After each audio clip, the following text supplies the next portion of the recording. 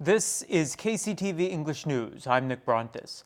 A court has upheld two previous decisions and ruled that all administrative measures regarding the Jeju resort-type residential complex were invalid. The Supreme Court's Special Division 1 upheld the court's first decision in the case. In that trial, 8 landowners at the site claimed the appointment of the developers for the city planning project and the implementation plan were invalid. The court agreed and decided in favor of the plaintiffs. All 16 of the province's and Seogwipo's administrative measures related to the project and issued between 2005 and 2014 have now been invalidated. In the original trial, the court ruled that the permission granted to develop the complex violated the National Land Use Planning Law and that the violations were both serious and obvious. The provincial government will spend billions of won this year on improved earthquake engineering in public facilities. It has earmarked nearly 3.3 billion won for assessing the earthquake resistance of 60 structures and making them more quake-proof. Among other locations, work will be done on the provincial office, the Jeju Livestock Institute, and Jeju Starlight World Park. The funding comes in part from what the province collected through a disaster safety tax. The provincial government is also trying to encourage the owners of private buildings to do the same, even though they are not required to do so. It reduces acquisition and property taxes on privately held buildings that are equipped with quake-resistant features. More halabong are being shipped to the United States. Jeju Mandarin Nonghyup recently exported 24 tons of the citrus to Los Angeles and New York by ship.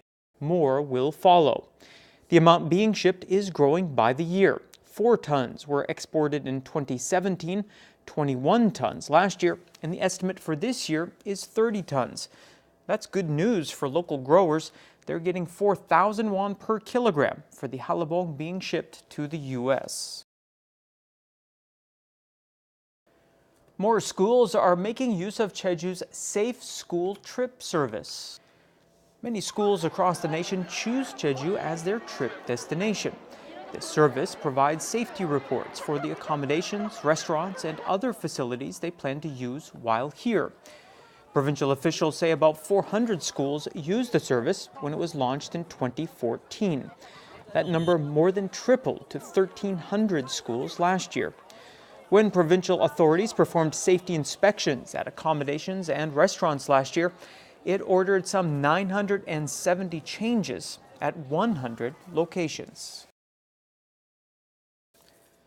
If the provincial government realizes its plan to hire more firefighters, there will be more than 6,000 government employees on the island. The province has given advance notice of a legal revision to boost the number of civil servants by 170 to a total of 6,005. The number of firefighters will grow from 819 to 989. The province plans to create a new emergency rescue division headed by a fire chief and expand the rescue team being led by an assistant fire chief. It's time again for Film Focus. Here's Mike Laidman with what's new in local theaters. Hello, Cyborg. It's a big week, everyone. Big in the sense that there are 2 new tentpole movies opening. Big in the sense that these should both be seen on the big screen. Big in the sense of the huge worlds that the Lego movie creates out of much smaller pieces. And big in the sense of the eyes of Alita, the titular character of Battle Angel. Welcome, everyone, to another bigger edition of Film Focus. I'm Mike Laidman.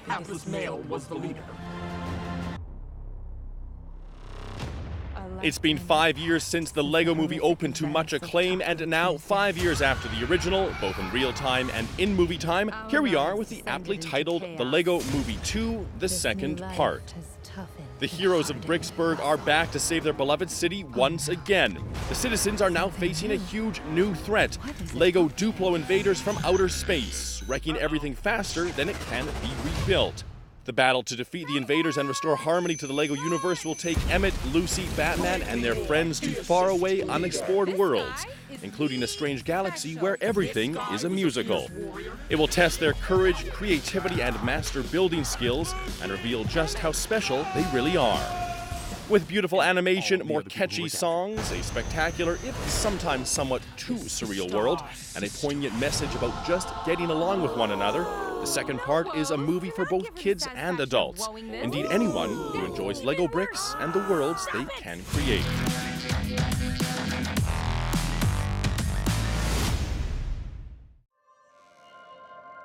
People usually pay attention when James Cameron is associated with a project, and not because he's necessarily a recipe for success, but because chances are it's something unique.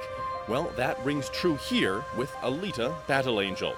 From director Robert Rodriguez, this is an epic adventure of hope and empowerment. When Alita awakens with no memory of who she is in a future world she does not recognize, she is taken in by Ido, a compassionate doctor who realizes that somewhere in this abandoned cyborg shell is the heart and soul of a young woman with an extraordinary past. As Alita learns to navigate her new life and the treacherous streets of Iron City, Ido tries to shield her from her mysterious history, while her street-smart new friend Hugo offers instead to help trigger her memories. But it is only when the deadly and corrupt forces that run the city come after Alita that she discovers a clue to her past. She has unique fighting abilities that those in power will stop at nothing to control.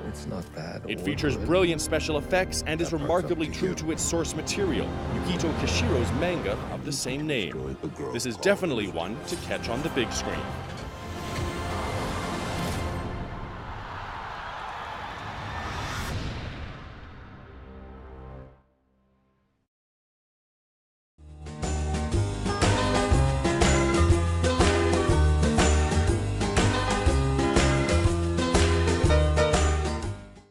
We'll have a windy and chilly start to the weekend Saturday. For the details, here's your forecast. The low in Jeju City will be 2 and the afternoon high 4 degrees.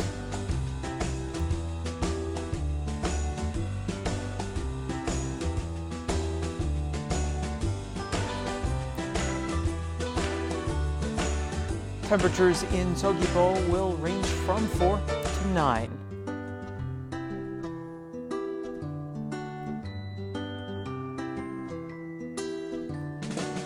In Seongsan, the low before lunch will be 1 and the high later on 4 degrees.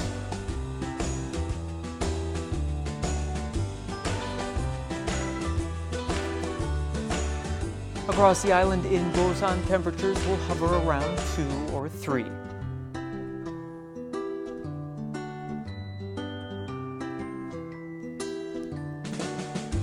And the morning low up on the mountain at Songpanak will be -5. In the afternoon high, -2 degrees.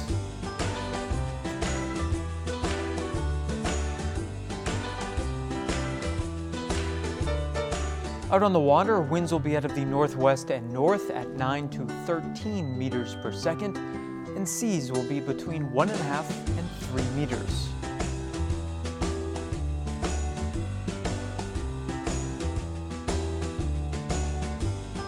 And here's a look ahead into next week. And that brings us to the end of today's newscast. Thank you for joining me, and I hope you'll tune in next time. Until then, don't forget to find us on YouTube by searching for KCTV E-News Jeju. 시청자 여러분, 고맙습니다.